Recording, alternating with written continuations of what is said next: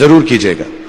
मेरे जो वालिद थे, मैंने जैसे बताया बहुत पढ़े लिखे थे, तो उन्होंने बहुत गरीब भी थे, उनको कभी कोई नौकरी नहीं मिली, हार्डली उनके पास पैसे होते थे।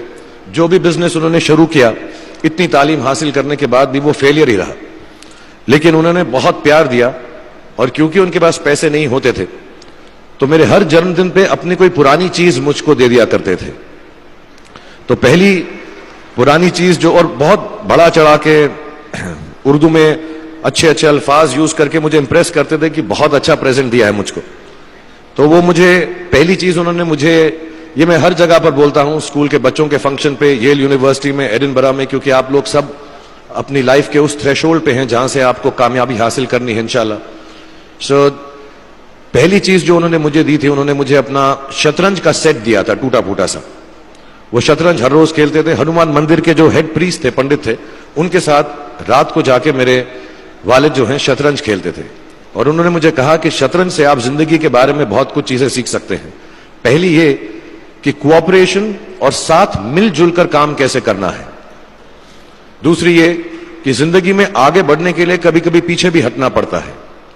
तीसरी ये कि जो छोटे लोग होते हैं, जो आप समझते हैं, कई लोग ऐसी बात मानते हैं, जो पॉन्स होते हैं, जो प्यादे होते हैं, उनकी सबसे ज्यादा इज्जत करना जिंदगी के अंदर। कोई भी इंसान छोटा नहीं होता, हमेशा हमेशा जिंदगी में काम आता है।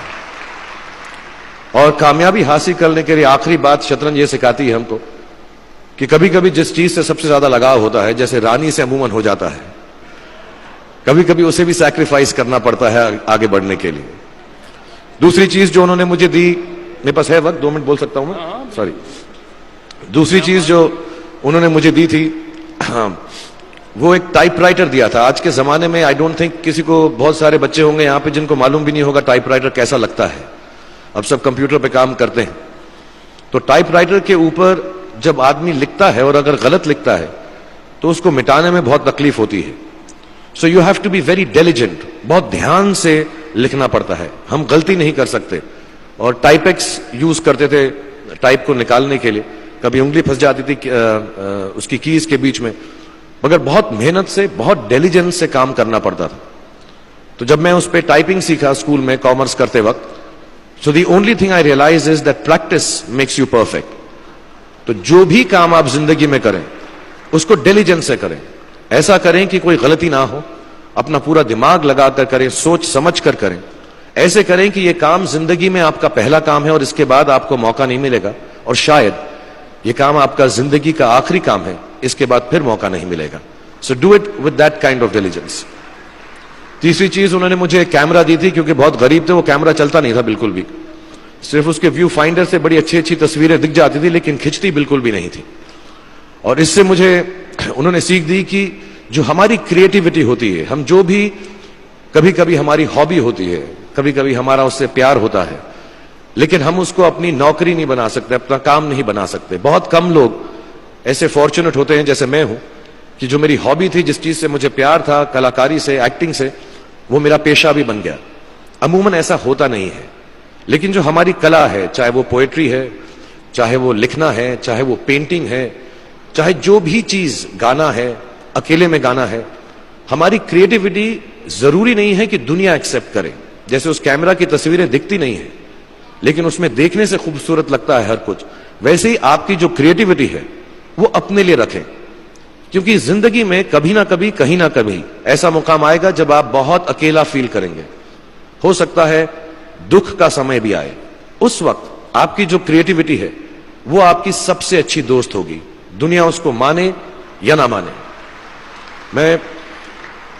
मैं बहुत खराब पोएट्री करता हूं, लेकिन जब भी दुखी होता हूं तो लिख लेता हूं। सराफ साहब से मैं अब सीखना भी चाहता हूं। मैं रेख्ता पे जाऊंगा, मुझे लगता है ये कमाल की साइट है, थोड़ी मैं शायरी वगैरह सीखूंगा। मेरी शायरी बहुत खराब है कि हमने तुम्हारी याद में रो रो के टब भर दिए, वो आए और नहा कर चल दिए। इस लेवल की पोएट्री है। लेकिन जब दुख होता है, ये भी बैठकर जब लिखता हूं तो बहुत दिल को शांति मिलती है। आखिरी चीज मेरे वालिद ने मुझे दी थी, वो दोनों मिक्स है, मैं जल्दी खत्म करता हूं क्योंकि आप लोगों के पास वक्त नहीं है, आप लोगों को अपनी डिग्रीज लेनी है, सोच रहे होंगे इतना वक्त जाया कर रहा है हमारा ये। तो मैं जल्दी से बताता हूं। एक, उन्होंने मुझे कहा एक सेंस ऑफ ह्यूमर हमेशा रखना जिंदगी में। हंसते हमेशा रहना, एक चाइल्ड लाइक इनोसेंस जरूर रखना। जैसे एक छोटे बच्चे की जो एक इनोसेंस होती है, जो उसका दुनिया की तरफ जो नजरिया होता है बड़ा इनोसेंट सा होता है, उसमें कोई खामी नहीं होती, गलती नहीं होती, अभी दुनियावी बातें नहीं आई होती, तो वैसी रखना।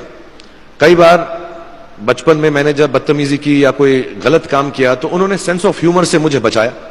और जिंदगी भर अगर आप अपने ऊपर, अपने हाल पे, दुनिया पे, क्योंकि लोग आपसे हर कोई बात कहेंगे, अच्छी बात भी कहेंगे, बुरी बात भी कहेंगे, क्योंकि लोगों का काम है कहना।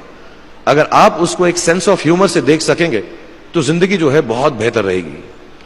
And last not the least, what my father gave me, what my mother gave me and what your parents have given you, आपके जो पेरेंट्स हैं जो आपको दिया है, वो सबसे बड़ी गिफ्ट है, गिफ्ट ऑफ लाइफ। जिंदगी की जो जिंदगी एक खुद ही सबसे बड़ा तोहफा है हमारी जिंदगी, और उसको वैसे ही ट्रीट कीजिए। जिंदगी के अंदर जो भी मुकाम आए, जैसी भी चीजें हो, अच्छा हो बुरा हो, कभी अंधेरा हो कभी उजाला हो, हर चीज को रिस्पेक्ट कीजिए और जिंदगी में ग्रेस रखिए हर इंसान की तरफ।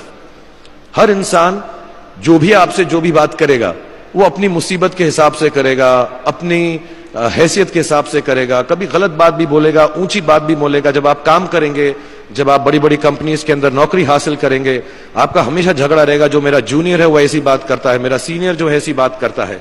लेकिन सब जो है जिंदगी से जूझ रहे हैं, इस जिंदगी में कुछ बनने की कोशिश कर रहे हैं। सो वो ग्रेस जो है, वो लीवे जो है, हर किसी को दीजिएगा जो आपके साथी हैं, जो आपके साथ साथ काम कर रहे हैं, जो आपका साथ काम नहीं भी कर रहे और जो आपका साथ नहीं भी दे रहे। ग्रेस से बड़ी चीज आप जिंदगी को वापस नहीं लौटा सकते। ये 4-5 चीजें याद रखिएगा। याद रखिएगा, नहीं रहे तो कोई बात नहीं। आप लोग बहुत कुछ अभी इस जगह पर इल्म हासिल कर चुके हैं और मुझे उम्मीद है और मुझे यकीन है कि आप जो भी करेंगे जिंदगी में बहुत कामयाब होंगे। और फिर से मैं मौलाना आजाद नेशनल उर्दू यूनिवर्सिटी का शुक्रिया अदा करना चाहूंगा कि मुझे यहां पर बुलाया, आपसे मुखातिब होने का मौका दिया। थैंक यू वेरी मच, बहुत बहुत शुक्रिया। और आप, मुझे मालूम है कुछ टीचर्स जो होंगे यहां पर बैठे होंगे जो आपके फेवरेट नहीं भी हैं, जो बहुत स्ट्रिक्ट होंगे, डांटते भी होंगे आपको, उनको सबसे ज्यादा याद रखिएगा जब आप इस यूनिवर्सिटी से बाहर जाएंगे, क्योंकि जो सबसे ज्यादा टीचर आपसे स्ट्रिक्ट थे वो एक्चुअली सबसे ज्यादा आपसे प्यार करते थे। Thank you very much for having me here.